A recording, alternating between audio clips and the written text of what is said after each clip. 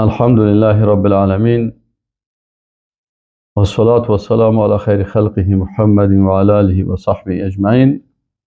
قرآن شریف هایتان در سوره مائده آیت 33 باز بکنین. در بخش دوم رسیدیم. احکام الهی، تعهدات مهم در حکم احکام الهی، یعنی احکام الهی بسیار مهم است. در چی؟ احکام الهی مهم در حکم تشریع. در این بخش احکام بسیار مهم برای مسلمان ها بیان میشه و این احکام که بیان میشه، این احکام در نظام سیاسی اسلام که مربوط به حکم به ما انزل الله سبحانه و تعالی است، این هم بیان میشه و احکام دیگه هم بیان میشه که ما این بخش به دو بخش تقسیم کردیم، به دو بحث. بحث اولش بیان احکام الهی برای امت اسلام و بحث دومش باز حکم به ما انزل الله هست. در بحث اول احکام الهی برای امت اسلام، احکام بسیار مهمی برای الله سبحانه و تعالی در قرآن عظیم الشان بیان میکنه. اول حکم قطاع الطریقی یا حد حرابه در نظام قضایی اسلام. ما و شما قبلا خوانده بودیم که ما نظامای اسلام 12 نظام تقریبا اجتهادی هست، یعنی شعبات ایمان بسیار زیاد است. 12 نظام بود که نظام اعتقادی، نظام عبادات، نظام اخلاقی و نظام اجتماعی، 4 تا شد. دو تا که حساب کنید باز بسیار خوب یاد میگیرین. اولش نظام اعتقادی و نظام عبادات، دو تا دیگهش نظام سیاسی و نظام قضایی. سیاسی و قضایی را یک جا بگیرین و باز دو تا دیگهش نظام اقتصادی و نظام مالی هست، این 6 تا میشن. دو تا دیگهش نظام اجتماعی و نظام اخلاقی با هم نزدیک هستن و 8 شد. باز نظام تعلیمی و نظام فرهنگی یا ثقافتی، این 10 میشن و نظام دعوتی و نظام جهادی 12 تا. این 12 نظام الله متعال احکام تشریعی خود در هر بخش ازی بیان میکنه. الف در آیت 33 سوره مائده حکم قطاع الطریقی و حد حرابه گفته میشه در نظام قضایی اسلام. مثلا وقتی که نظام اسلام مستحکم شد و مسلمان ها بیعت کردن با خلیفه مسلمان ها، اینا در نظام اسلام اگر کسایی از نظام خارج میشن و در مقابل مسلمان ها سلام میگیرن، باز بر از اینا حد حرابه هست. اعوذ بالله من الشیطان الرجیم. انما جزاء الذين يحاربون الله ورسوله، یقینا جزای کسانی که در مقابل نظام خلافت اسلامی که قائم شده برمیخیزن و محاربه و جنگ میکنن در مقابل الله و رسول. جنگ از اینا با کی هست؟ با الله و رسول هست. و یسعون فی الارض فسادا، اینا سعی و تلاش میکنن که در زمین الله فساد برن. اینا جزایشان باز چی میشن؟ یقتلوا، کنا قتل شون، او یصلبوا، یا به صلیب بیزن شون، او تقطع ایدیهم و ارجلهم من خلاف، یا دست و پایشان به خلاف قطع شود، او ینفوا من الارض، یا از زمین اینا چی شون؟ نفی شون از زمین جای مسلمان ها و دار اسلام. ذلك لهم خزي فی الدنیا، ای ذلت برشان در دنیا هست، و لهم فی الاخرة عذاب عظیم، و بر از اینا عذاب دردناک هست در روز عذاب عظیم در آخرت است. این طبعا کسایی هستن که برای دزدی میبراین، برای غارت کاروانها میبراین، امنیت خراب میکنن و سرک میگیرن، مثل اختطافچی ها، مثل سارقین مسلح که با سلاح میخیزن و رایزنی و غارت و کاران هم میکنن. و مسلمان ها را امنیتشان خراب میکنن. پس این جزا برشان است و جزاش طبعا فرق میکنه. مثلا یک نفر است خیسته سرقت هم کرده و در پاریش قتل هم کرده. به این شکل باز فقها داری تفصیلا بحث میکنن. دوم الا الذين تابوا، الله متعال میگه الا الذين تابوا، مگر کسانی که توبه کردن من قبل ان تقدروا علیهم، پیش از که شما بالای زنا قدرت، یعنی پیش از که شما اونا را دستگیر بکنین. یعنی یک کسی برآمده و دمی گروه داکوا که سرقت میکنن و قتل میکنن و اختطاف میکنن و دزدی میکنن و رای مردم هم میگیرن، اینا میگه اگر اینا دمی گروه داخل میشن لکن توبه میکنن من قبل ان تقدروا علیهم، پیش از که بالای از اینا شما قدرت حاصل بکنین. یعنی پیش از دستگیریشان اینا خودشان بدل خود توبه میکنن و از این گناه رجوع میکنن و ترک میکنن دیگه. فاعلموا ان الله غفور رحیم، میگه شما علم داشته باشین که الله غفور رحیم است، یعنی میبخشه. دومی حکم وسیله و توسل در نظام عبادات زبانی اسلام است. ما و شما در عبادات گفتیم 6 قسم عبادات ما داریم. عبادت فکری داریم، یتفکرون فی خلق السماوات والارض، و عبادت قلبی داریم الا من اتى الله بقلب سلیم، که عبادات فکری مثلا تعقل و تدبر و تفکر و تفقه اینا مربوط میشه به عبادات فکری انسان. و عبادات قلبی عبادت هایی که توسط قلب میشه. بعضی علما باز عبادت های قلبی و فکری رو یکی میگیرن. عبادت های قلبی مثلا چی هستن؟ قلبا انسان با الله محبت می داشته باشه، خوف می داشته باشه، امید می داشته باشه، توکل می داشته باشه، انابت می داشته باشه. تقسیما در کتاب عقیده که ما درس می دادیم قبل از رمضان 18 قسم عبادت های قلبی هست. و قسم سوم عبادت های زبانی هست که به زبان ادا میشه. در عبادت های زبانی مثلا یکی از عبادت های زبانی عبادت های چی هستن؟ مثلا ذکر است، تلاوت قرآن هست، شکر است، دعا هست، استعاذه هست، استغاثه هست و وسیله گرفتن است و توسل است. اینی آیت 35 سوره مائده که است، در اینجا الله متعال میگه که یا ایها الذین آمنوا اتقوا الله، ای مؤمنان شما از الله بترسین، وابتغوا الیه الوسیله، و برای الله شما وسیله بگیرین، و جاهدوا فی سبیله، و شما جهاد بکنید در راه الله، لعلکم تفلحون، شاید که شما کامیاب شوین. در اینجا الله متعال گفته وابتغوا الیه الوسیله، شما برای الله وسیله بگیرین. در این مسئله وسیله که است، در وسیله در وسیله که است در این بسیار بحث های زیاد است. مثلا بحث بسیار مهمی که در این هست او چی است؟ اوی است که در مسئله وسیله در می آیت شریف وسیله و توسل هست و بسیاری کسایی که وسیله نادرست به فکر خود اختیار میکنن یا متاثر به غیر مسلمان ها میشن.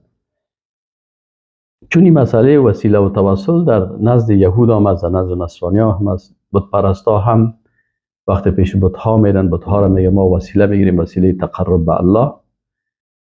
و قبر پرستا قبرها را وسیله توسل به الله متعال میخواین بگیرن. و به این شکل در کلمه وسیله بسیار در این وسیله و توسل اینجا زیاد شرکیات و بدعت ها و اینی گپا داخل شده. از این خاطر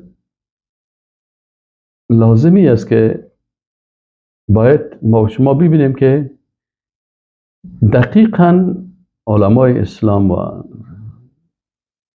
تفسیر از این مثلا سلف صالح، صحابه، تابعین، تابع تابعین و دیگر علمای اسلام، مفسرین قرآن، این وسیله را چه قسم تفسیر کرده که ما کدام چیزها را وسیله بگیریم برای الله. اینال وسیله اصلا دو قسم است، یکی وسیله تکوینی هست، یکی وسیله تشریعی. این قاعده را که بفهمین باز کل مشکل حل میشه. وسیله تکوینی هست که مثلا در کائنات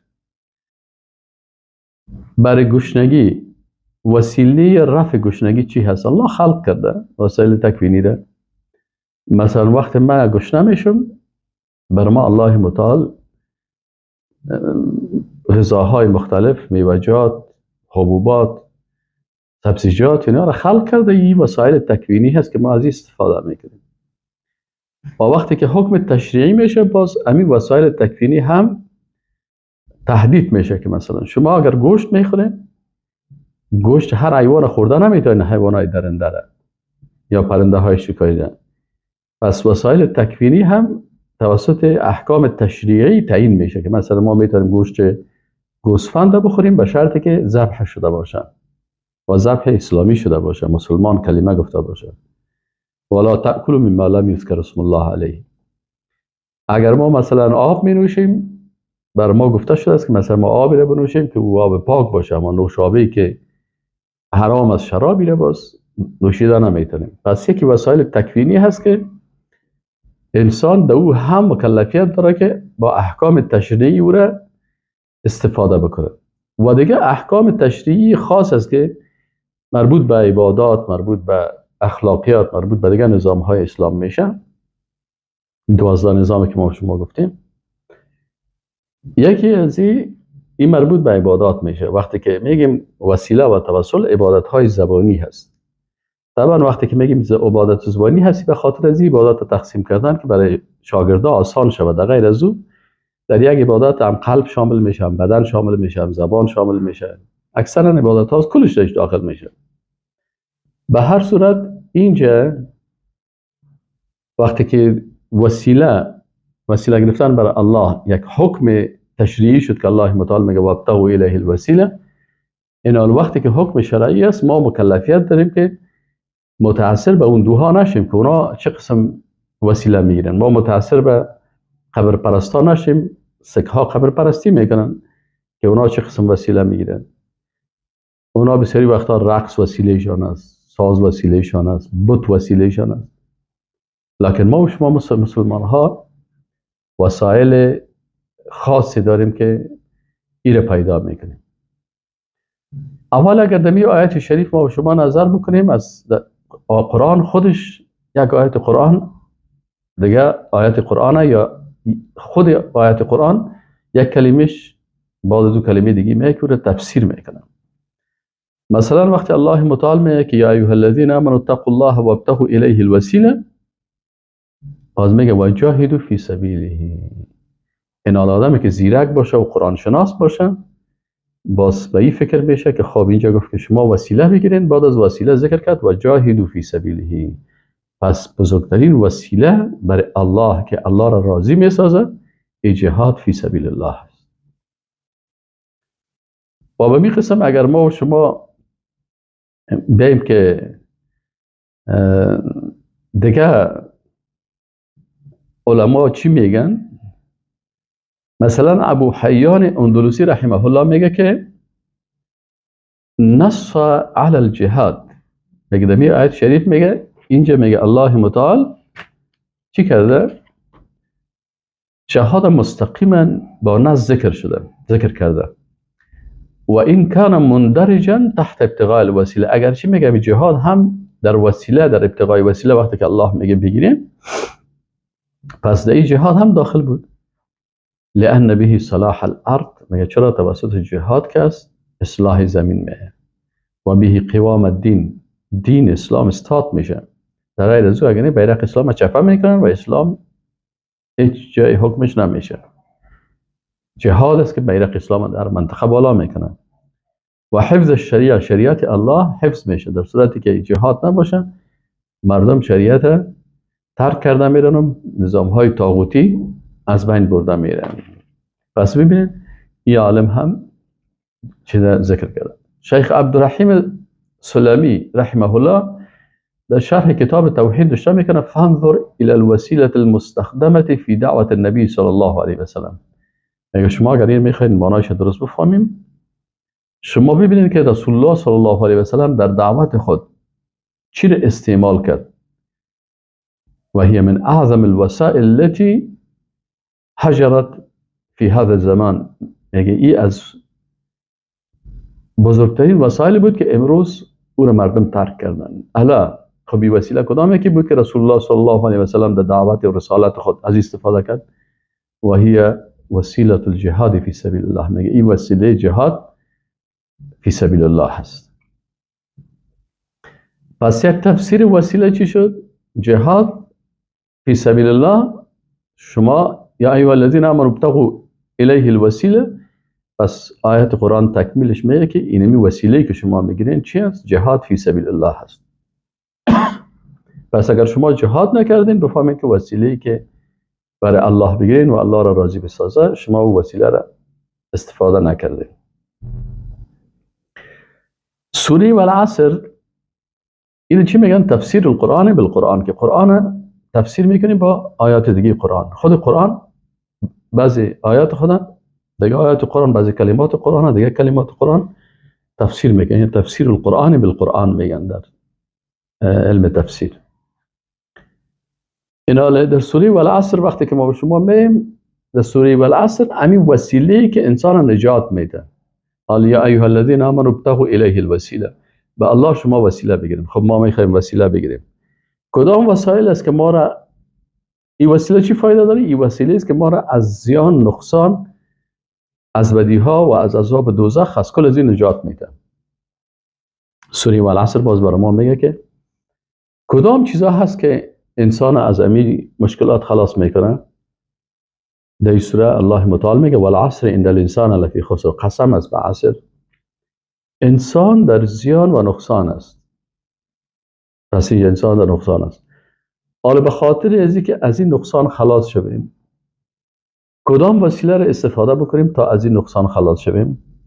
الله متعال میگه الی الذین آمنوا و عملوا الصالحات و تواصوا بالحق و تواصوا بالصبر. 4 وسیله، 4 چیز.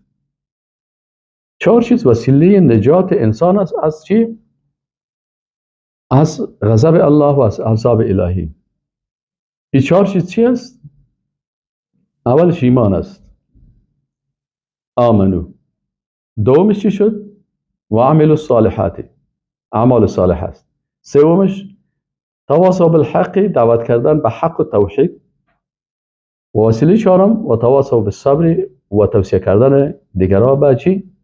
به صبر است. پس یا ایها الذین آمنوا ابتغوا الیه الوسیله.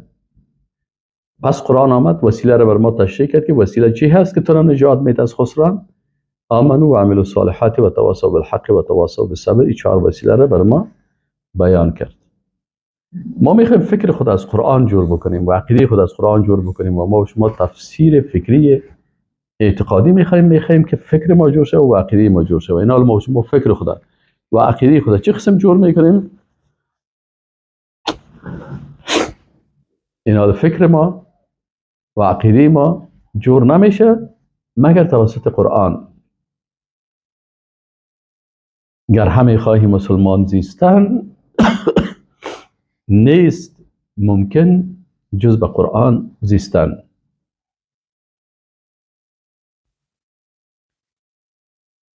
میم در علمای دیگی که مثلا قتاده رحمه الله این یک مفسر قرآن است و از جمله تابعین است. این وسیله را چی میگه؟ چه قسم تفسیر میکنه؟ ما خب میگیم ما پیرو سلف یعنی صحابه تابعین تبع تابعین هستیم. و ابتغوا الیه الوسیله، اینجا قتاده رحمه الله میگه که در و ابتغوا الیه الوسیله ای تقربوا الیه بطاعته والعمل بما یرضیه، میگه به الله نزدیک شوین با چی؟ به طاعتش، و عمل کردن به چیزی که الله را چی میسازه؟ راضی میسازه. اینال الله متعال چی راضی میسازه؟ الله را چی راضی میسازه؟ طاعتش و عمل به آنچه که الله را راضی میسازه. عمل خوب، ایمان خوب، تقوای خوب، این الله را راضی میسازه. مجاهد رحمه الله این هم یک تابعی هست، این هم از مفسران قرآن است. اقوال از اینا را ابن جریر طبری در تفسیر طبری و ابن کثیر دمشقی در تفسیر ابن کثیر بسیار ذکر میکنن. مجاهد رحمه الله میگه که وابتغوا الیه الوسیله، یعنی وسیله چی است؟ میگه القرب الی الله عز وجل، که تو را به الله قریب بسازه. و آیت قرآن میگه واسجد واقترب، سجده بکو، نماز بخوان، به الله چی میشی؟ قریب میشی. پس از سخنان از این معلوم میشه که امی وسیله که در قرآن گفته شده این مربوط ایمان انسان و اعمال صالحی خود انسان مسلمان می باشه. مثل که در سوره والعصر الا الذين امنوا وعملوا الصالحات وتواصوا بالحق وتواصوا بالصبر گفته شد.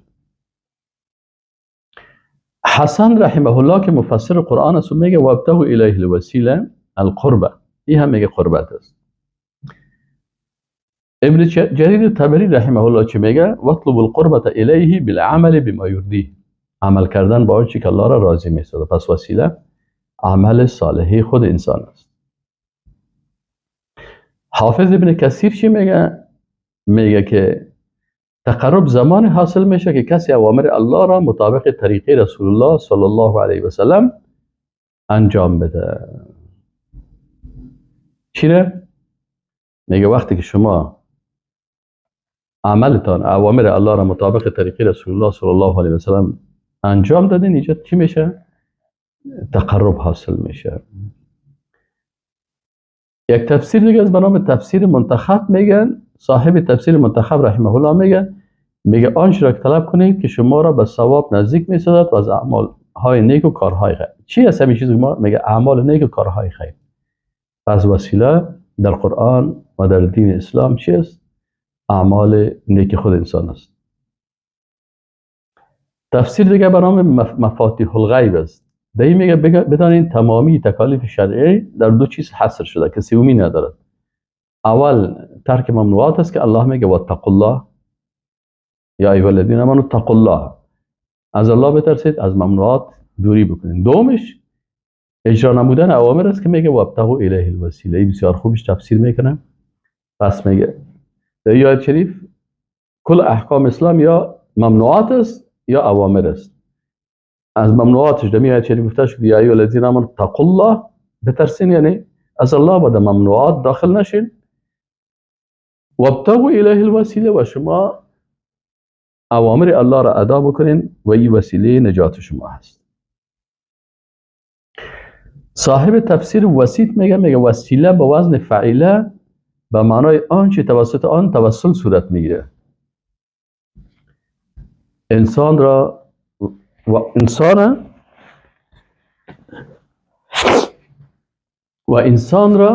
میگه چی میشه؟ و انسان را به الله نزدیک میسازه. و چی هست؟ انجام دادن طاعت ها و ترک گناه ها. علامه علوسی حنفی میگه که وسیله به وزن فعیله به معنای آنچه که توسل به آن جسته می شود و تقرب به الله می نماید. این چی است؟ از فعل اطاعت ها و ترک معصیت ها. یعنی این هم که عالم حنفی هست، شهاب الدین محمود بن عبدالله الحسینی و علوسی، این هم میگه که وسیله چی هست؟ وسیله اعمال خود انسان است که او اطاعت از اوامر است و اجتناب از گناه ها هست.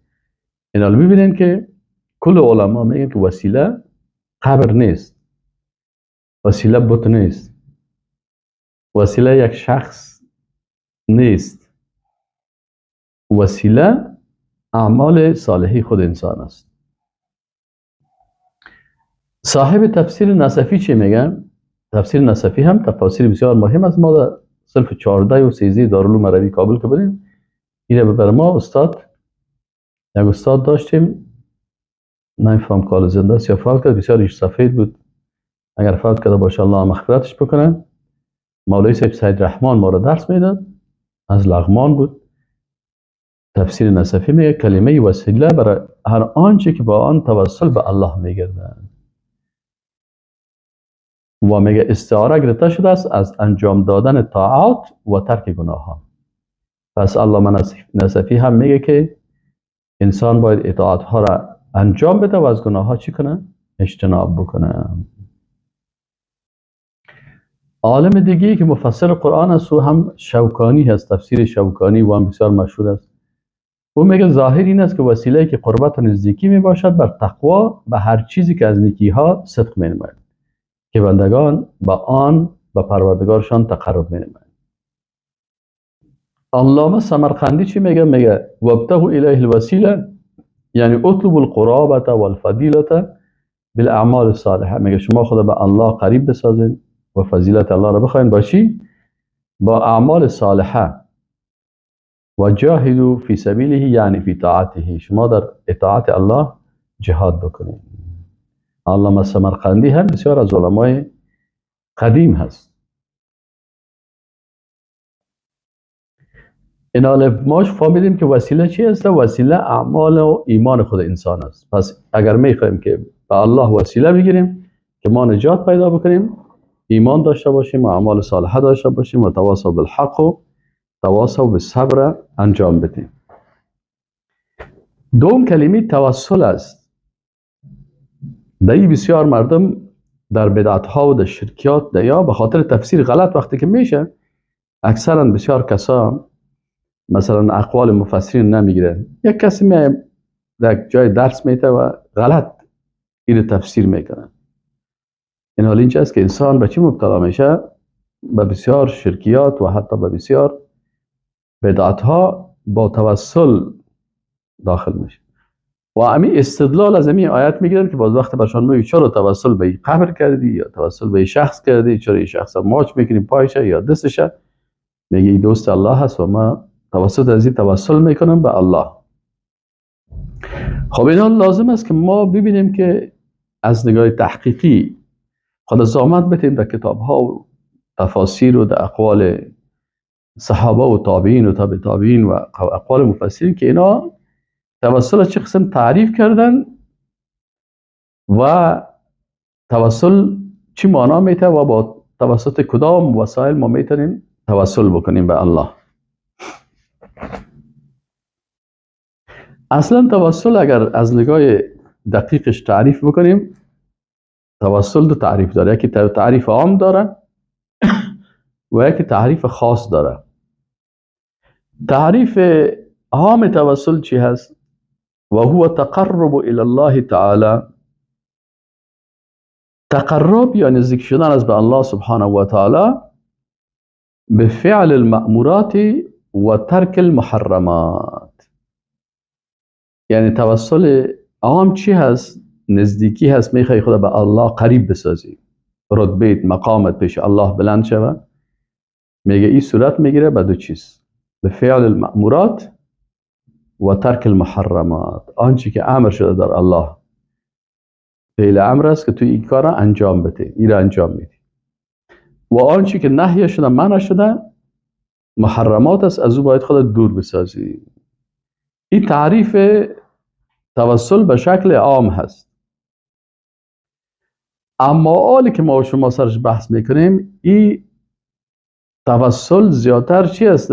تعریف خاص است که در دعا می باشه. غالبا توسل زیاد که جنجالی هست، امی توسل که در وقت دعا هست که انسان دست خود بالا میکنه. این حال ای چه قسم تعریف میشن؟ و هو ان یذکر الداعی فی دعائه. میگه اگر یاد کنه داعی چی معنی؟ یعنی دعا کننده. میگه اگر یاد کنه دعا کننده فی دعائه، در دعایش، ما آنچه را که یرجو ان یکون سببا فی قبول دعائه، اوتی یک چیز را یاد میکنه که یا الله به سبب از اینی سر ما رحم بکن و مشکلات مرا حل بکن. این وسیله هست. او ان یطلب من عبد صالح ان یدعو له، یا از یک مسلمان صالح که از او طلب میکنه تو بر من دعا بکن الله سرم رحم بکنه. من تو یک مشکل دارم، خودم گناهگار هستم، دعا میکنم شما هم برم دعا بکنین. پس این توسل شد با چی؟ با دعای یک شخص مسلمان زنده. برای زنده میگه بر من دعا بکن. خواه ایشو تعریف خاص توسل. حال توسل توحیدی زبانی که ما شما میگیم عبادت زبانی هست، با چی چیزها میشه؟ باید وقتی که چیزی که مشروع از شریعت است به اون ما نص داشته باشیم، یا از آیت قرآن داشته باشیم، حدیث رسول الله صلی الله علیه و سلم داشته باشیم، یا امت اسلام به او اجماع کرده باشن. خب در قرآن عظیم شان و در احادیث رسول الله صلی الله علیه و سلم توسل با کدام چیز آمده؟ اول توسل آمده به نامها و صفات الله. دلیل چی است؟ الله متعال میگه ولله الاسماء الحسنى فادعوه بها. الله نامهای نیک داره، شما الله را طلب بکنین با همین نامها. پس یک کسی توسل با چی میکنه؟ با نامهای الله میکنه. مثلا من مریض هستم، یا الله تو شافی هستی، اشفی و انت الشافی، تو بر من شفا نصیب بکن. یا الله من گناهکار هستم، تو تواب هستی، توبه مرا قبول بکن. تو عفو هستی، مرا عفو بکن. تو غفور هستی، مرا مغفرت بکن. تو ستیر هستی، اشتباه ها و گناه های مرا ستر بکن. تو رحمان و رحیم هستی، به رحمتت بالای من رحم بکن. ببین این کلش توسل با چی هست؟ توسل با نامهای الله سبحانه و تعالی هست. میگه رسول الله صلی الله علیه و سلم داخل مسجد شد که دید یک شخص نماز میخوانه. در تشهد تحیات که خلاص میکنه چی میگه؟ میگه اللهم انی اسالک یا الله. میگه یا الله ما از تو سوال میکنم بانک الواحد الاحد الصمد. توسل با اسماء و صفات. یا الله ما از تو سوال میکنم به ای که تو واحد و احد هستی، ذاتی یگانه هستی، الصمد بنیاز هستی، از رئیس دفتر و سکرتر و این چیزهایی که مردم مقربین و از کلش بنیاز هستی. الذي او ذات هستی. سه نامش ذکر کرد: الواحد، الاحد، الصمد. آل صفات الله را ذکر میکنه، این اسماء و صفات بود. آل صفاتش به شکل فعل: الذي لم يلد ولم يولد ولم يكن له كفوا احد. اللهم اني اسالك يا الله بانك الواحد الاحد الصمد الذي لم يلد ولم يولد ولم يكن له كفوا احد ان تغفر لي ذنوبي، که مغفرت بکنی بر من گناههای مرا. انك انت الغفور الرحیم. سه نام الله را در اول ذکر کرد، دو نام دیگه هم در آخر. با 5 نام الله تو غفور و رحیم هستی. فقال رسول الله صلی الله علیه و سلم، میگه رسول الله صلی الله علیه و سلم گفت قد غفر له ثلاثا. میگه رسول الله صلی 3 مرتبه گفت که قد غفر له، قد غفر له، قد غفر له. تاکید کرد. چرا این توسل با چی کرد؟ با نامهای الله کرد. حالا 99 نام الله هست و صفات الله که است به صفات فعلیه و افعال الله هست. یا الله تو خالق السماوات هستی و خلق نیز زمین هستی، زنده کننده تو هستی، میراننده تو هستی. بسیار صفات الله زیاد است به شکل مضاف و مضاف الیه.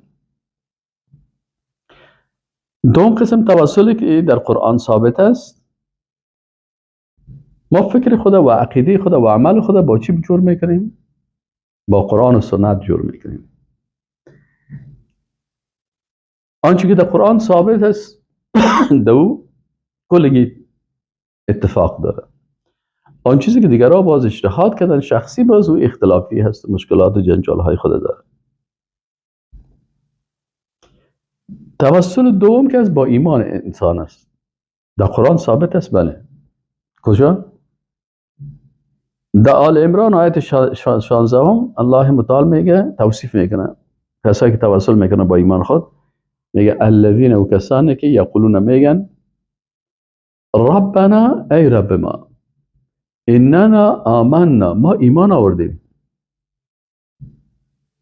ربنا اننا آمنا، دعا میکنن، در دعای خود میگن ربنا اننا آمنا فاغفر لنا ذنوبنا، پس تو مغفرت بکو گناه های ما را. این حال اینجا گفت که گناه های ما را ببخش، به الله پیش از که دعای خدا بگویه و پیش از که سوال خدا بگویه، به الله سبحانه و تعالی چی کرد؟ توسل کرد با ایمان خود. گفت ای پروردگار ما، یا الله، ما ایمان آوردیم، کافر نیستیم، مرتد نیستیم، بیدین نیستیم، عاصی نیستیم، ایمان آوردیم و تسلیم تو هستیم. پس یا الله مغفرت و گناه های ما را و قنا عذاب النار، و یا الله ما را از عذاب دوزخ وقایه بکن، نجات بده. پس این توسل با چی شد؟ با ایمان شد. این توسل مشروع هست. سوم قسم توسل که در قرآن و سنت ثابت است که یک مسلمان باید این توسل به الله بکنه، توسل به متابعت و محبت رسولش. وقتی که تو با رسول الله محبت داری، امر الله هست. با رسول الله صلی الله علیه و سلم متابعت میکنی، امر الله هست. پس تو یک امر اعتقادی را، یک ایمانت، مسائل ایمانی هست. پس با این چی کردی؟ دعا کردی. این هم در قرآن آمده است که ربنا آمنا بما انزلت، یا مثلا به قرآن اینجا سعی که میگه ربنا آمنا بما انزلت، یا الله ما ایمان آوردیم به قرآن عظیم شان، آنچه که نازل کردی. و اتبعنا الرسول، و ما متابعت کردیم از پیغمبر. متابعت خود از پیغمبر ایره چی میکنه؟ ایره وسیله جور میکنه، توسل میکنه با متابعت خود از رسول الله صلی الله علیه و سلم. چون این حکم الله است که ان کنتم تحبون الله فاتبعونی. پس اینجا چی شد؟ توسل شد با چی؟ توسل شد با قرآن، ایمان به قرآن عظیم شان، و توسل شد با متابعت از رسول الله صلی الله علیه و سلم. فاکتبنا مع الشاهدین، پس ما رو در جمله شاهدین بگردان. این دعا اصلا از کی هست؟ از اصحاب عیسی علیه السلام، حواریون عیسی علیه السلام بود که ربنا آمنا بما انزلت، یا الله ما ایمان آوردیم با چه نازل کردی از انجیل، و اتبعنا الرسول، و متابعت هم کردیم از رسولت که عیسی مسیح علیه السلام است. فاکتبنا. الله این ذکر کرده که این توسل درست است، این قسم توسل بکنیم.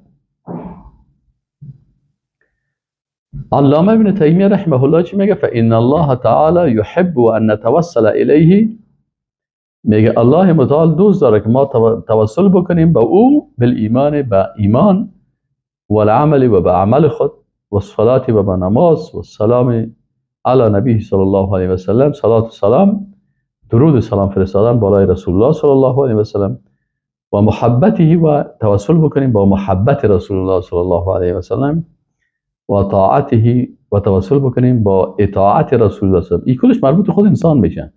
مثلا ما محبت دارم با رسول الله صلی الله علیه و سلم، محبت خود وسیله میگیریم برای الله، ایمان خود، اعمال صالحی خود، درود که میفرستم هم کار ما هست، و محبت هم از خودم است که ما بر رسول الله صلی الله علیه و محبت دارم، و ما با رسول الله صلی الله علیه و سلم اطاعت میکنم و موالات و با او دوستی میکنم.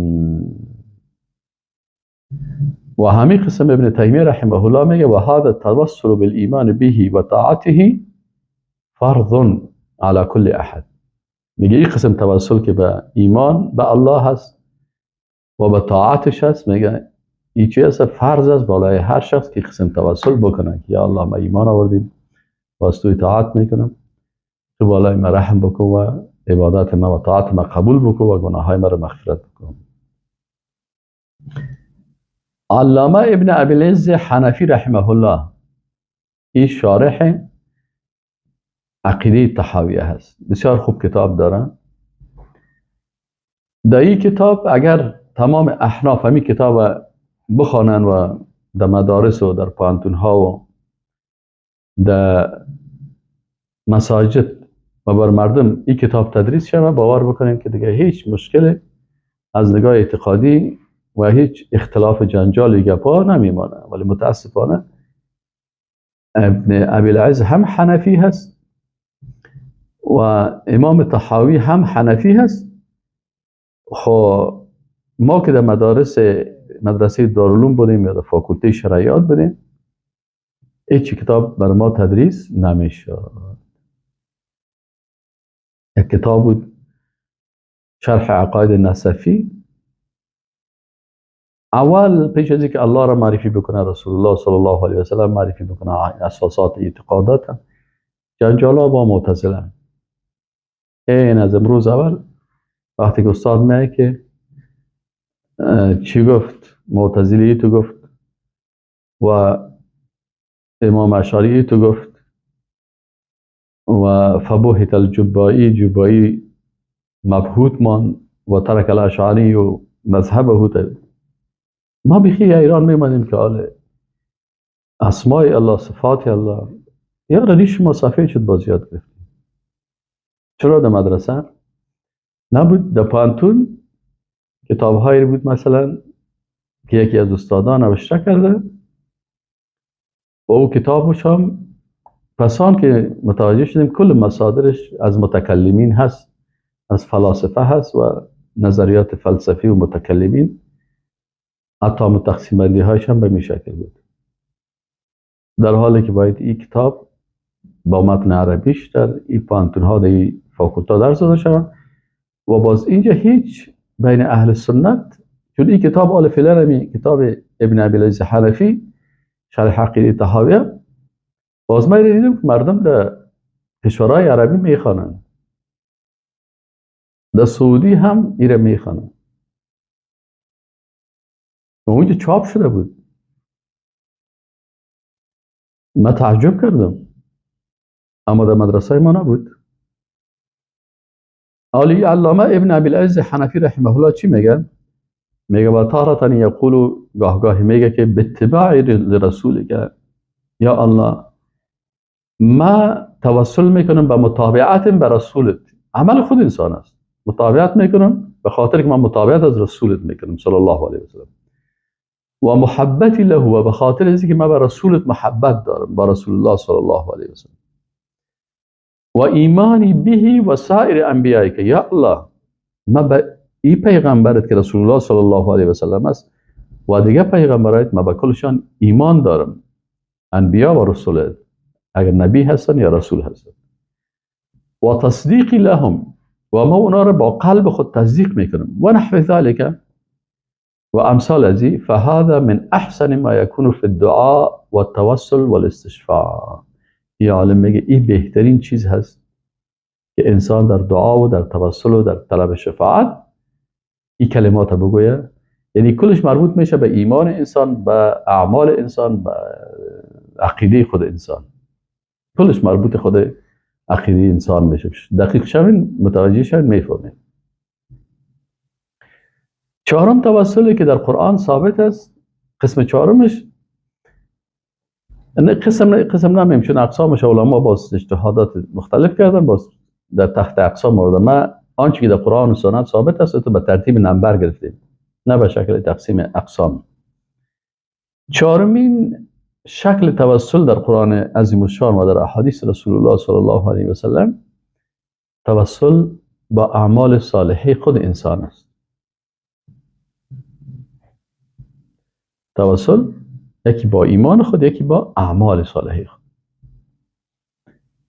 در کجای قرآن آمده که ما با اعمال خود وقالوا سوره بقره آیت 285 وقالوا سمعنا واطعنا غفرانك ربنا و الیک المصیر. الله صفت اهل توحید میکنه. صفت اهل توحید چیست؟ ما گفتیم در قرآن عظیمشان معرفی اهل توحید، صفاتشان، قصه هایشان، نتیجه زندگیشان در دنیا و نتیجه زندگیشان در آخرت. الله متعال میگه یکی از صفات اهل توحیدی است که توسل میکنن. در توسل خود چی میگن؟ در دعای خود میگن و قالو میگن سمعنا شنیدیم یا الله و اطعنا و اطاعت کردیم یا الله. پس این شنیدن و اطاعت کردن عمل شد. بله. حال با دو عمل خود شنیدن حق و اطاعت از حق ایره بر الله با بارگاه الله پیش میکنه. میگن غفرانک ربنا یا الله مغفرت از تو میخوایم و الیک المصیر به طرف تو بازگشت است. پس اینجا توسل با چی شد؟ با اعمال خود انسان هست. شما توسل میکنید یا الله ما تفسیر قرآن شنیدیم در ماه رمضان، قرآن تلاوت کردیم، شنیدیم ترجمهش و تفسیرش، غفرانک ربنا یا الله ما را مغفرت بکن. این چیز اعمال خود انسان هست. از این خاطر وقتی در ماه مبارک رمضان انسان تفسیر فکری و اعتقادی را میخونه، این ماه قرآن است. هدف از این ماه چی است؟ لعلکم تتقون. تقوا چه قسم حاصل میشه؟ تقوا تو حاصل میشه که انسان مسلمان قرآن بفهمه و فکر و عقیده خود مطابق قرآن عظیم الشان بسازه. اینا اگر کسی در ماه رمضان تنها تلاوت قرآن میکنه اجر میگیره، ولی او تقوایی که باید بر از او حاصل شود چون او فکران جور نیست، اعتقادان جور نیست. اما نماز هم که میخونه به شکل میخونه که مقصد همو تعداد رکعاتش پورا بکنه. امام ابن کثیر رحمه الله چی میگه؟ و قالوا سمعنا و اطعنا ای سمعنا قولک یا ربنا. سخن تو را شنیدیم و فهمناه، شنیدیم و فهمیدیمش، و قمنا به و امتثلنا العمل بمقتضاه. و احکام تو را، اقوال تو را شنیدیم و ما خیسیم و مطابق امی عمل کردیم. شنیدیم و باز عمل کردیم. غفرانک ربنا سؤال للمغفرة والرحمة واللطف. که یا الله ما را مغفرت بکن و ما را شامل رحمتت بکن و شامل لطفت بکن. و این حدیث یک حدیث امام بخاری و امام مسلم ارزوشان ذکر کردن. این بسیار مشهور است. امو 3 نفره که در یک غار کو بند میمانند و دم این غار سنگ میفتاده باشه و دیگه هیچی، سنگ هم گرنگ است، هیچ راه ندارن، اینا نزدیک هلاکت هستن و دیگه راه ندارن بغیر از اینکه توسل بکنن با اعمال خود. باز هر کدامش میخیزه اما یک عمل خیر خدا به بارگاه الله با او توسل میکنه که یا الله اینی کارم گناه را میتونستم به خاطر ترس از توی کار نکردم، یا الله رحم بکن بالای. یک تعداد سنگ به این شکل باز میشه. یک کسی دیگه از حقوق مالی مردمه، فلانی نفر پیش ما یک چند روپیه چیزش مانده بود، فلانی شخص پیش ما کسی چوپانی میکنه، دمو یک وقت میرس پیش از و امو اجوری خدا نمیگرفته باشه. چند سال بعد میه و با این شخص میگه که برادر من یک وقت همینجا پیش خودت کار کردم، یک چند وقت اجوری این پیشت مانده بود، بر ما عاجل چیز پیدا شد رفتم. تو خود مسلمان و دیندار هستی، اگر همی چیز مرا بتی اما حق مرا. او برش میگه که من او حق تره، اونو گلی حیوانات دو بغل کوه هست نمو رو بگی برو. میگه چی بگی؟ میگه بله همون پیسی تو که مانده بود رو من گرفتم، این در کار انداختم و ایره گوسفند خریدم، چوچه داد شده دونه یک رمه شده. منتظر از این بودم که بیایی بگی برو خیلی امانت خودت. یا الله اگر امیر ما به خاطر رضایت تو کردیم سر ما رحم بکن. این حال یک نفر است برش مثلا پول امانت دادی یا قرض دادی یا با مزاربت دادی یا چیز می خریدی با سر از او اعتماد کردی و پول برش دادی، این حال دیگر روز که برش میگی که برادر هم پول مرا اگه کلش رو یک جای داده نمیتونی یک نصفش رو بشه، بسیار احتیاج است، بسیار ضرورت دارم و این تر در حالت مریضی و سختی و مشکلات ترک میکنه و ایران میمانی. امروز و صبا 1 سال تیر میشه، 2 سال تیر میشه، 3 سال تیر میشه به این شکل.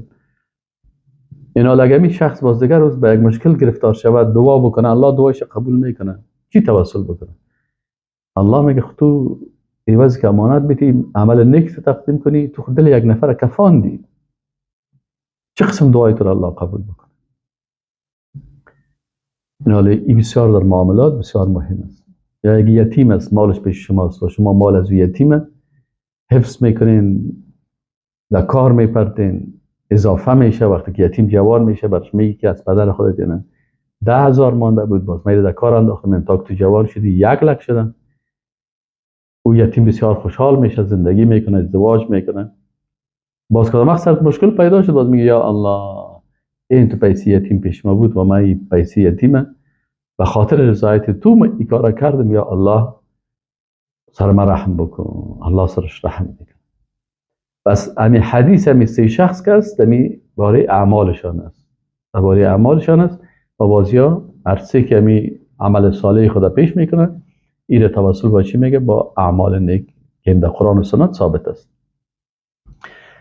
پنجمی توسلی که ثابت است و چی است؟ بیان عاجزی خود. سکو ایمان خود انسان، اعمال صالحی خود انسان، حال آمد چی؟ عاجزی خود انسان. عاجزی خود انسان چه قسم عاجزی خود پیش میکنیم؟ در کجا آمده ای؟ مثلا زکریا علیه السلام توسل میکنه هم به نامهای الله و هم به عاجزی خود و هم به اعمال خود. سبحان الله. میایته که میخواین دقیق میشی که زکریا علیه السلام به چند چیزی چی کرده؟ توسل کرده. قال الله متعال میگه که زکریا گفت ای رب من. این توسل شد به اسماء و صفات الله، چون رب یکی از اسماء و صفات الله هست. قال ربی، گفت ای رب من، اینی وهن العظم منی، من که هستم بسیار ضعیف شده استخوانای من، استخوانای بسیار ضعیف شده. و اشتعل الرأس شیبا، سرم کلش سفید شده سفید. این عاجزی خود بیان کرد. چرا؟ ضعیفی استخوان و سرسفیدی و ریش سفیدی علامت چی هست؟ عاجزی هست، یعنی ضعیف هستم. ولم اکن بدعائک رب شقیا. این سوم توسل با چی هست؟ با اعمال که یا الله ما در دعای خود، در دعوت خود چی هست؟ از تو ناامید نبودیم و شقاوت نکردیم.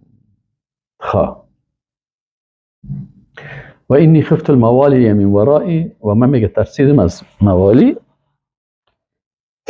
در عقب ما کانت امراتی عاقر فهب لی من لدنک ولیا. باز میگه که الله از جانب خودت بر من فرزند بده. پس این با اسماء و صفات الله و با عاجزی خود و با اعمال خود این 3 چیزا به بارگاه الله پیش میکنه و با این توسل میکنه که الله تو بالای من رحم بکن. باز الله متعال برزی دمی پیری برش اولاد میتن، در پیری برش اولاد میتن. ششم مثالی که در قرآن آمده که توسل با دعای شخص صالح زنده، نه مرده. یک شخص زنده هست، توسل توحیدی است که انسان به اون شخص میگه که برای من دعا بکن. مثلا اصحاب رسول الله صلی الله علیه و سلم در زندگی رسول الله صلی الله علیه و سلم از او طلب میکردن که برشان دعا بکنه. امام بخاری میگه که انس رضی الله عنه میگه که یک شخص داخل مسجد شد و نبی صلی الله علیه و سلم استاده بود و خطبه میخوان. فسأله الدعاء بالغیث، میگه گفت رسول الله صلی الله علیه و دعا بکن که باران شود. تک رسول الله صلی الله علیه و در حالت زندگی هست و این شخص میگه بر من دعا بکن. تکرر کثیرا و باز روایت میگه که فما رأینا الشمس ستا ثم دخل رجل من ذلك باب، میگه دیدیم که همین دعا که رسول الله صلی الله علیه و سلم کرد، میگه 6 روز ما آفتاب ندیدیم متواضع باران میبارید. رسول الله صلی الله علیه و سلم دعا میکنه. و میگه شخص دیدیم که در جمعه بعدی آمد و گفت که رسول الله صلی الله علیه و سلم در خطبه بود، باز در مقابلش ایستاد شد گفت که رسول الله صلی الله علیه و سلم مالهای ما هلاک شد و راهها قطع شد، دعا بگو که یا الله همین باران قطع شود. بس است. باز میگه رسول الله صلی الله علیه و سلم دستای خدا بالا کرد که اللهم حوالینا ولا علینا، اللهم علی الاکام والضراب وبطون الاودیه ومنابت الشجر فاقلعت. میگه باز این باران ختم شد و خرجنا نمشی فی الشمس، ما باز در آفتاب میرفتیم. پس اینجا طلب دعا از یک شخص زنده این هم در توسل مشروع هست. عثمان بن حنیف میگه که یک شخص نابینا پیش رسول الله صلی الله علیه و سلم آمد، گفت که برای من دعا بگو که یا رسول الله که من بینا شوم، نابینا هستم. یعنی بر رسول الله صلی الله علیه و سلم میگه که بیا برای ما دعا بکن. حال مردم بسیاری کسا در قبر یک شخص میره، باز نمیگه که پیش از او میره چرا در اون قبر میره، چرا در خانه دعا نمیکنی؟ به خاطری که او صاحب قبر چی میکنه؟ یا از خودش میخواه یا او را وسیله جور میکنه، همون قبرشه، جسدشه. در حالی که اگر تو دعا بخوای بکنی، خب دعایت در خانه هم قبول میشه. رسول الله صلی الله علیه و سلم این شخص وقت که آمد پیش رسول الله صلی الله علیه و سلم نگفت که رسول الله چشمای من را جور کن، گفت دعا بکن که چشمای من جور شد. ببین فکر چه قسم جور میشه، عقیده چه قسم جور میشه. و این صحابی نابینا هستی چه قسم عقیده درسته میفهمه که این میفهمه که شافی الله هست، شفا دهنده الله هست. پس رسول الله صلی الله علیه و سلم دعا میکنه، دعای پیغمبر الله، دعای شخص صالح قبول میشه. میگه رسول الله صلی الله علیه و سلم از گفت که اگر میخوای بر دعا کنم و اگر میخوای صبر کنی که صبر بر بهتر است. نابینا گفت بر دعا کن. راوی میگه رسول الله صلی الله علیه و سلم برش امر کرد که وضو نماید. برو اول وضو بگی که اعمال خودت شود. چرا وقتی که اگر یک شخص صالح هم برای ما دعا بکنه اعمال خود ما خراب باشه، بازم رحمت الله نمیاد.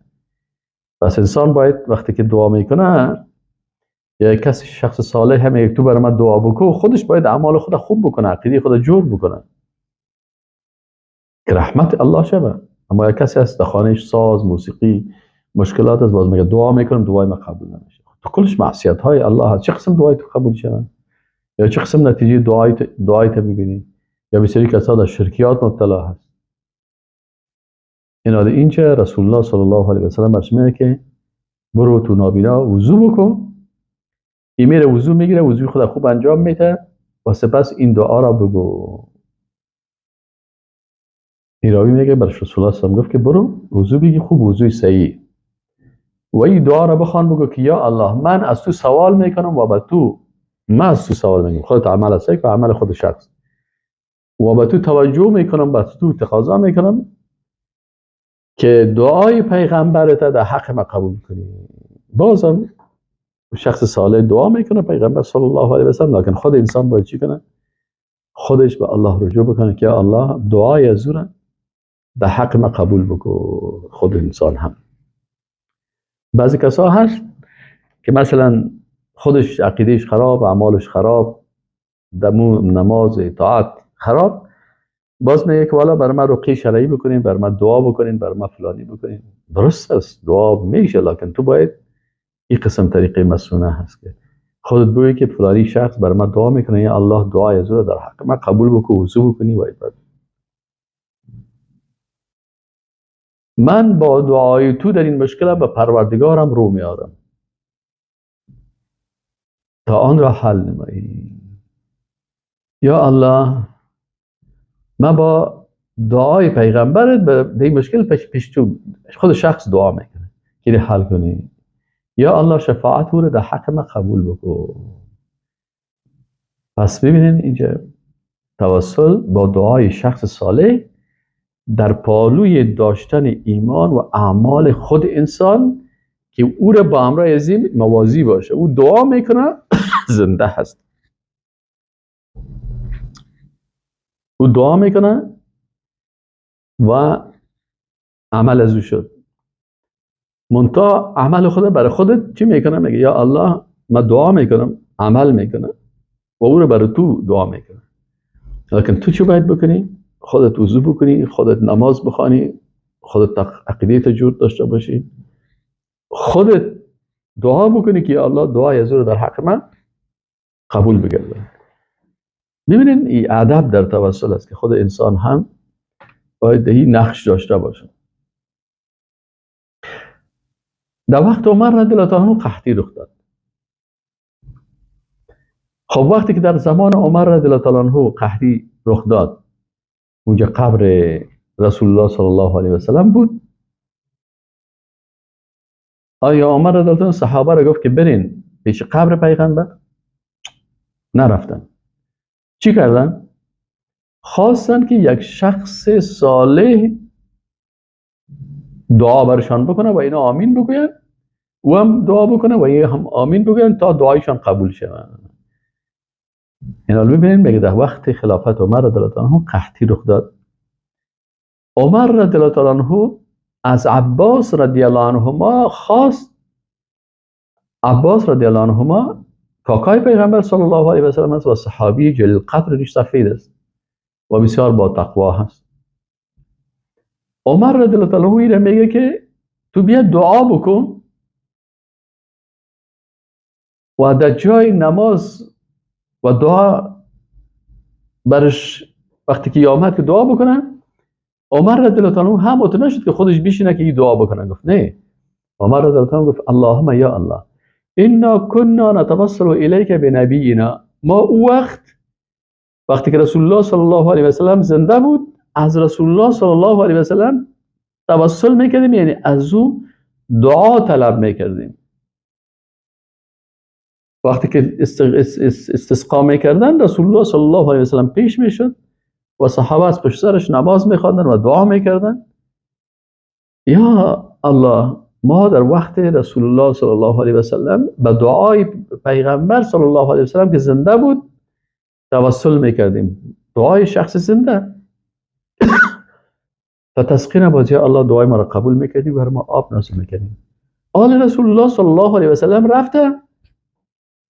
آل شخص زنده خوب کی هست که ما از او بخوایم که برای ما کاکای رسول الله صلی الله علیه و سلم و انا نتوسل الیک بعم نبینا. ما آل توسل میکنیم با دعای کی؟ کاکای پیغمبر ما کی دعا بکنه فسقنا فیسقون. بس ما را آب بده، آب نازل بکن. این آل عباس رضی الله عنه آمد دعا کرد و اینا هم امراش دعا کردن. ببینید از شخص صالح زنده خواستن. قبر پیغمبر صلی الله علیه و در کجا هست؟ بسیار نزدیک است. اما عمر رضی الله عنه نگفت، چون توسل به قبر نیست، توسل با شخص نیست. توسل به محبت رسول الله صلی الله علیه و سلم هست، قبل از مرگ، بعد از مرگ. توسل با محبت رسول الله صلی الله علیه و سلم، توسل با اطاعت از رسول الله صلی الله علیه و سلم، توسل با ایمان به رسول الله صلی الله علیه و سلم، کلش مربوط خود انسان میشه. این کلی توسل رو میگه که یا الله ما پیغمبر ایمان دارم، پیغمبرت اطاعت میکنم، به اقوالش اطاعت میکنم، به او ایمان دارم و محبت دارم. این کلش این توسلات درست است. اما به جسد نگفتن، از صحابه ثابت نیست. بعضی روایتی که بعضی کسان ذکر میکنن میارن روایت ساختگی و دروغی و واضح علما میگن که کذاب و روایت غلط است درست. اما روایت درسته که در صحیح بخاری و صحیح مسلم که عمر رضی الله تعالی عنه دعای شخص زنده رسول الله صلی الله علیه و سلم در زندگیش بود و بعد از اون حتی از همین حدیث بعضی کسان همین حدیث غلط تفسیر میکنن، غلط تعویل میکنن و جسد شخص. حالا اگر موضوع جسد شخص می بود، حالا از جسد عباس که کل ما میفهمیم که جسد رسول الله صلی الله علیه و سلم بیشتر است، پس میرفتن در قبر رسول الله صلی الله علیه و سلم، نرفتن. اون وقت که رسول الله صلی الله علیه و سلم زنده بود دعا میکرد و حالی که رسول الله صلی الله علیه و سلم رحلت کرده، حال اشخاص صالح دیگه هست که دعا میکنه. حتی خود رسول الله صلی الله علیه و سلم در بعضی روایت میگه که وقت عمر رضی الله عنه به عمره میرفت برش گفت که یا اخی ادعو لنا. پس ما و شما در آیت 33 مائده در بعض آیات ها زیاد توقف میکنیم چون موضوع فکری و اعتقادی هست و بسیار مهم است، از او تیر نمیشیم. ما شما در سوره مائده در آیت 33 انما جزاء الذین یحاربون الله و رسوله خواندیم و در 34 الی الذین تابوا من قبل ان تقدروا علیهم فاعلموا ان الله غفور رحیم ایره خواندیم. در 34 دیگه یا ایها الذین آمنوا اتقوا الله وابتغوا الیه الوسیله. نفهم خب در 33 جزای امو داکوها و اینا را خواندیم در آیت 33. در آیت 34 توبهشان خواندیم که اگر کس توبه بکنه پیش از اینکه او را دزگیر کنه. در آیت 35 یا ایها الذین آمنوا اتقوا الله وابتغوا الیه الوسیله را خواندیم. آیت 36 ان الذین کفروا ان الله متعال میگه یقینا کسانی که کافر شوند حتی در وسیله گرفتن در تقرب کافر میشه. بسیاری کسا مثل که بت پرستا وقتی که از پیشان پرسان میشه که شما به الله ایمان داریم؟ داریم. خیلی چرا به قبرها میریم؟ باز اونا میگفتن که ولا این سألتهم، باز اینا چی میگن؟ میگفتن که ما پیش از اونا میریم به خاطر از اینکه لیقربونا الی الله، وسیله ما میشه قبرها. ان الذين كفروا یقینا کسانی کافر شدن لو ان له ما فی الارض جميعا، اگر برشان آنچه که در زمین است تمامیش باشه و مثله معه به همراه آنچه که در زمین است وام کتش باشه لیفتدوا به من عذاب یوم القیامه، تا کور پیش بکنن فدیه کنن بگن عوض از این ما از عذاب روز قیامت خلاص شیم. ما تقبل منهم، از کافر قبول نمیشه. ولهم عذاب علیم، برشان عذاب دردناک است. آیت 36 مایده یریدون ان یخرجوا من النار، میگه کافرها میخوان که از آتش دوزخ خارج شوند و ما هم بخارجین منها، میگه اینا خارج نمیشن. ولهم عذاب مقیم، برشان عذاب دردناک است. این آیت 37 مایده هست. خب در آیت 38 سوره مائده بعد از وسیله و توسل که ما شما خواندیم، همین توسل هایی که در قرآن و سنت ثابت است و وسیله‌ای که در قرآن و سنت ثابت است. سومی حکم بیان میشه که حکم جزایی سرقت در نظام قضایی اسلام. حالا مثلا در قانون جزای اسلام در نظام قضایی اسلام جزای سرقت چی هست؟ الله متعال میگه والسارق والسارقة فاقطعوا ایدیهما، میگه این سارق مرد و سارقه و سارقی که خانم باشن اگر اینا سرقت میکنن فاقطعوا ایدیهما، دایی باید دستایشان دست سارقه چی کنین؟ قطع کنین. جزاء بما کسبا، این جزا هست به سبب اون چیزی که اینا خودشان انجام دادن. نکالا من الله، یک جزا هست و پند است و عبرت است از جانب الله بر دیگران. والله عزیز و حکیم، الله عزیز ذات بسیار عزتمند و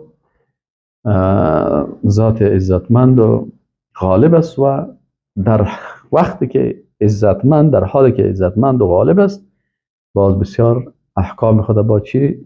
با حکمت حکم خدا صادر میکنه.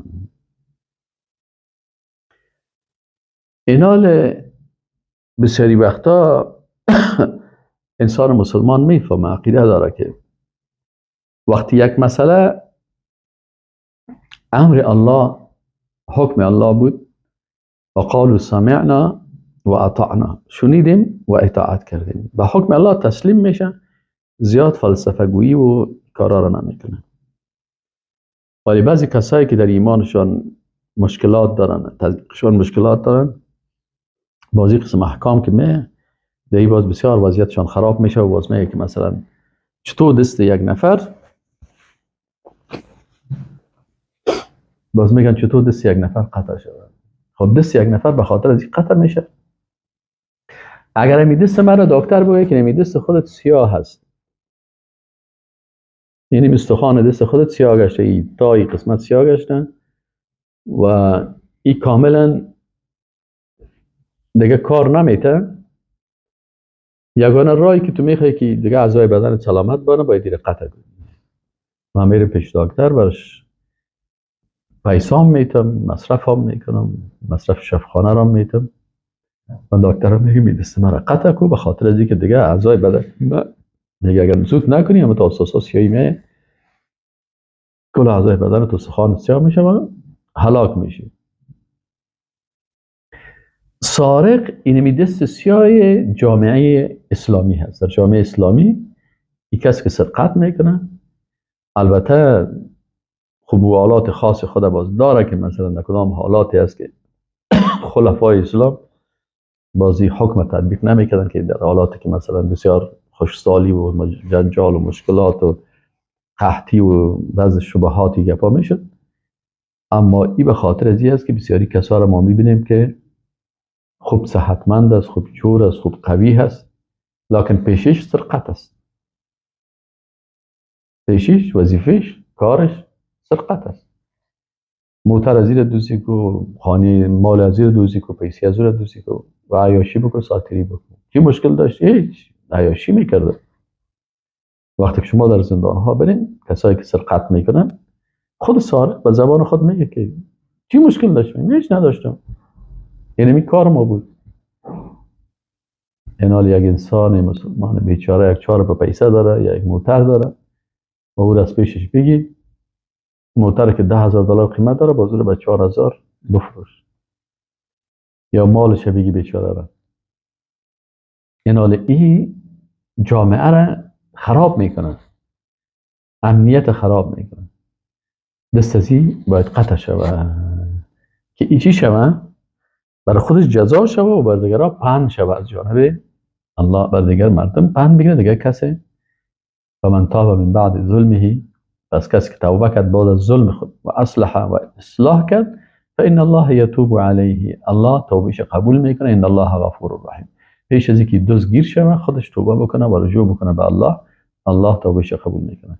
علم تعلم، آیا نمیدونید که ان الله له ملک السماوات والارض، که مخصوص الله هست مالکیت آسمان ها و زمین. یعذب من یشاء، هر کس را که بخواد تعظیم میکنه، و یغفر لمن یشاء، هر کس را که بخواد مغفرت میکنه. والله علی کل شیء قدیر، الله به هر چیز قدرتمند است. ایده مائده آیت 40 بود. چهارم حکم کفر و منافقت در نظام اعتقادی اسلام. اگر یک کس کفر میکنه و نفاق میکنه، ظاهرا دیندار خدا میگه اما در باطن نیست، منافقت میکنه، الله متعال میگه که یا ایها الرسول، ای رسول الله صلی الله علیه وسلم، لا يحزنك الذين يسارعون في الكفر، ترا جگرخون نسازه کسایی که در کفر بسیار سرعت پیشدستی میکنن، خب زود کافر میشن. من الذين، از کسانی که قالوا آمنا بافواههم، و کسایی که آل کافران میشن، اکثرا کسایی که میرن کافر میشن او کیسه مسلمان بود. الله متعال میگه او سابق هم مسلمان نبود پیش الله. قالوا آمنا بافواههم ولم تؤمن قلوبهم، اما وقت هم که بدن به زبان خود میگه مسلمان هستن اما قلبهایشان ایمان نداشت. از این خاطر خدمتگار کافرها بودن، در دفاع از کافرها بودن، بالاخره رفتن در صف کفار و در مملکتشان. پس این باید جگرخون نسازن. و من الذین هادوا، و دیگه کسایی که یهودی هستن، سماعون للکذب، اینا بسیار دروغ خوب زیاد میشنون. سماعون لقوم آخرین، یا گپای دیگران را خوب میشنون. خوب لم یأتوک، پیشتون آمد یحرفون الکلمه من بعد مواضعه. اینا سماعون لقوم آخرین لم یأتوک، به دیگران گپای علمای غلط گوش میگیرن، گپای مردمایی که غلط برشان تفسیر میکنن خوب گوش میگیرن، اما پیش پیغمبر نمیه. یحرفون الکلمه من بعد مواضعه، کلمات از بعض جایش از او تحریف میکنن. یقولون ان اوتیتم هذا فخذوه و ان لم تؤتوه فاحذروا. اگر براتون اینی رو گفت شما اینو بگیرین و اگر اینو براتون نگفت از این حذر بکنین. یعنی یهودیا برای او کسایی که پیش از اینا به شاگردی پیش از اینا میرفتن، برای اونا چی توصیه میکردن؟ میگفت شما برین پیش پیغمبر، اگر پیغمبر اینی قسم تحریفات گفت، همه تحریفات نفی دین است، اما گپای غلط خدا، پس گپش قبول کنین. اگر اینو نمیکرد شما از او احتیاط بکنین. این در هر حالت است. حالا هم مثلا اگر شما پیش یک عالم درباری، پیش یک دعوتگر غلط، پیش یک کسی که خودش در کفر و شرک و دیگه با مبتلا هست، شما پیش ازی برین و از او مشوره بخواین، بگوین ما میخوایم در درس تفسیر امرای فلانی استاد در ماه رمضان، لا لا لا وش پیش از او هرگز درس نخوانی. خلاص تو خودت به دست خود رفتی پیش انسان. او را همین یهودی ها چی مشکل داشتن؟ اتخذوا احبارهم و رهبانهم اربابا من دون الله. وقتی که علمایشان و پیرایشان برشان میگفت که اینی حلال حرام میکرد، حرام حلال میکرد، این در حقیقت رب خود قرار دادن. الله متعال میگه عالم بسیاری کساست، اونم یک عالم است، اون زبانه که شیرین داره، باز از اون مشوره میگیره، اوش میگه اوه احتیاط کنی، درس از این هیچ گوش نگیری. او کل قرآن غلط تفسیر میکنه، کلش از دل خود تفسیر میکنه، در حالی که ما و شما وظیفه مکلفیت یک انسان مؤمنی است که وقتی قرآن از مشان تفسیر میکنه، آیات قرآن، احادیث رسول الله صلی الله علیه و سلم و اقوال علما و مفسرین ذکر میکنه. ما چیز نو آوردن نمیتونیم از خود. هر چیزی که ما میگیم از قرآن از مشان استفاده میگیم، از احادیث رسول الله صلی الله علیه و سلم استفاده میگیم، از اقوال صحابه، تابعین، تبع تابعین از یا استفاده میگیم، و دیگه مفسرین هستن. ایناله بر رسول الله صلی الله علیه و سلم میگه که نه از اون منافقینه که به طرف کفر زود میرن، از او خود جگر خون بساز، و نه از این کسایی که پیشتون نمیان و گپای دیگر را گوش میگیرن و در همون خط کفری روان هستن. و من یورید الله فتنته فلن تملک له من الله شیئا. تو که پیغمبر هم هستی، اگر الله یک کس را در فتنه انداخته باشه، در امتحان انداخته باشه، تو مالک هیچ چیز نیستی. نمیتونی که او کسی را که الله ذلیل و خوار و بیدین ساخته تو را دیندار بسازی، نمیتونی. ببینید قرآن عظیم شان چه خوب درس میده برای ما. و فکر میکنی که امیال دستی هست. یک تعداد کسایی بودن منافق صفت، مجرده که کافر برش زمینه را آماده کرد، رفت غلام درجه که کافر میشه، یعنی بفهمه خدا در کشتن میده و میخواه که در جای بره که اونچه زنا و شراب و قانون و طاغوت و کفر و بیدینی یه خوب باشه. بسیار کل عقل خدا، کل ووش خدا، کل مال خدا، کل زحمت خدا دهی که باید در کجا برای زندگی بکنن؟ در یک جایی که کفری هست. این رسول الله صلی الله علیه وسلم جگر خون نشید. یک تعداد دیگه چه قسم مردم ها هستن، اونا نمیخواین که اسلام به شکل کامل بفهمن. یک کس را پیدا میکنه که او همی کل اسلام در چی اختصار کرده؟ در یک دوسته عبادت، که اگر تا آخر عمر مکتش باشی از همون دوسته عبادت خارج نمیشه.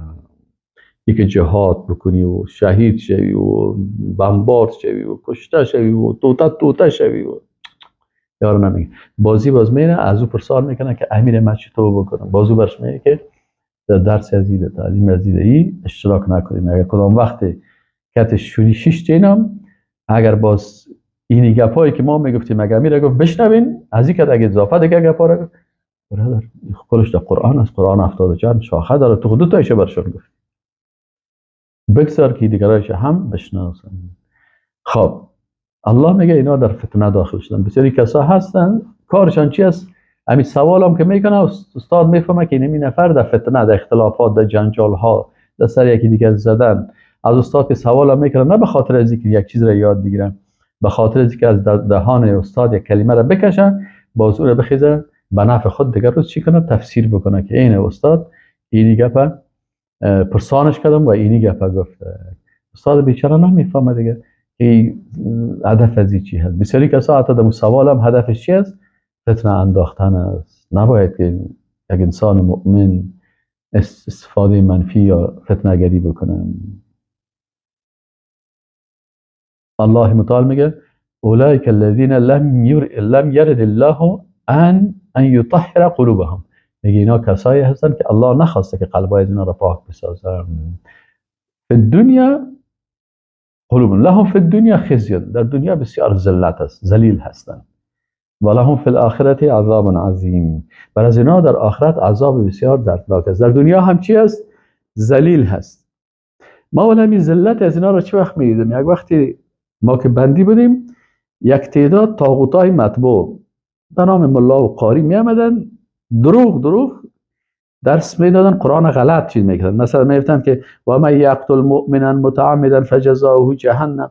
میگفتن انسان که اینجا قرآن گفته که اگر کسی کسی را بکشه، نگفته قرآن که کسی را بکشه، گفته که و من یقتل مؤمن را متعمدا و او مؤمن واقعی باشه.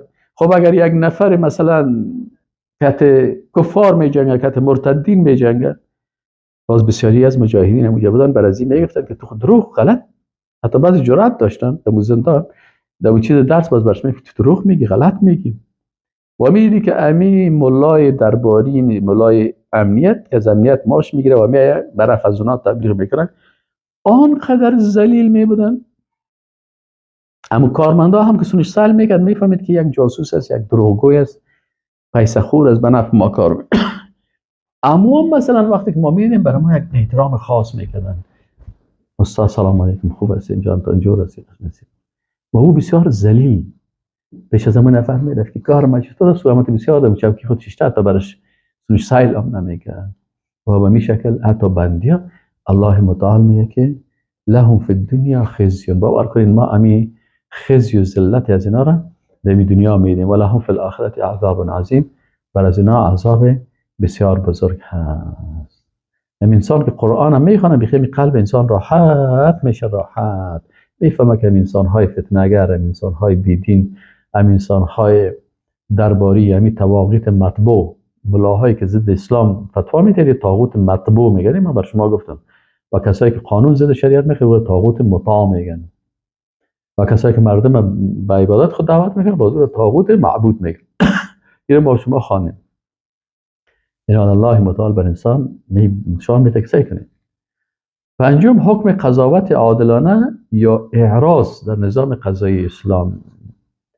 در سوره مائده آیه 42 رسول الله صلی الله علیه و سلم میگه که الله متعال میگه به رسول الله صلی الله علیه و سلم که این کافرها سماعون للکذب، اینا به دروغ دیگه خوب گوش میدن، خوب گوش میدن. بی بی سی هر قدر دروغ بگویه برش گوش میدن، رادیوی آشنا هر قدر دروغ بگویه گوش میدن، افغانستان اینترنشنال هر قدر دروغ بگویه برش بسیار گوش میدن. این تلویزیون ها، رسانه های طاغوتی که کلش به نفع چی هستن؟ به نفع استعمار هست. اینا که هر قدر بر از اینا دروغ بگویه، دروغ میگه خوب گوش میگیرن. مثل که یهود و منافقین در عصر رسول الله صلی الله علیه و سلم اکالون للسحت، بسیار زیاد سود میخورن، کل کارشان سودی است. خانه خودم به سود گرفتن، موتر خودم به سود گرفتن. همین کشورهای غربی را کسای زندگی میکنن 80% کارشان به چی است؟ به سود است. باز پرسان میکنن که خانه گرفتیم به سودی چطور میشه؟ موتر میخرم نمیشه، به مجبورم به سود بگیرم. ازدواج میکنم به سود ازدواج، کلش. الله متعال میگه فإن جاءوک فاحکم بینهم او اعرض عنهم. اگر پیش تو آمدن ای رسول الله صلی الله علیه و سلم این مردمای دروغ شنو و سودخور، فاحکم بینهم او اعرض عنهم، یا در بینشان حکم بکن، برشان حکم الله را قضاوت بگو برشان، او اعرض عنهم، برشان بگو که برو بخیر، برو من وقت ندارم. و این تعرضنهم، اگر از پیش از یا روی بگردانی، فلن یضروک شیئا، اینا بر تو هیچ ضرر نمیرسانند. و این حکمت، و اگر در بین اعظمی مردم هم اگر حکم کردی، سبحان الله، عظمت اسلام است که میگه فحکم بینهم بالقسط، در بینشان عادلانه حکم بکن. ان الله یحب المقسطین، یقینا که الله متعال دوست داره اینه کسایی که قضاوت عادلانه میکنه. و کیف یحکموک، و چه قسم رسول الله صلی الله علیه و سلم تو را فیصله تو را قبول میکنن، تو را داور و قاضی قرار میدن. و عندهم التورات فيها حکم الله، در تورات در پیشان حکم الله هست. اونجا هست که مثلا این حکم است. ثم یتولون من بعد ذلك، با مو کتابی که اینا میگن ما ایمان داریم، از او هم روی میگردانن. و ما اولئک بالمؤمنین، یا مؤمن نیستن، با مو کتاب خود هم باور و ایمان ندارن. انشاءالله ما و شما درس ما دمی که ختم میشه. ببخشید امروز من که مریض بودم، حاضر نشده باشین. انشاءالله جزاکم الله خیرا. بر ما هم دعا بکنین انشاءالله که الله شفا نصیب بکنه. و السلام علیکم و رحمت الله و برکاته.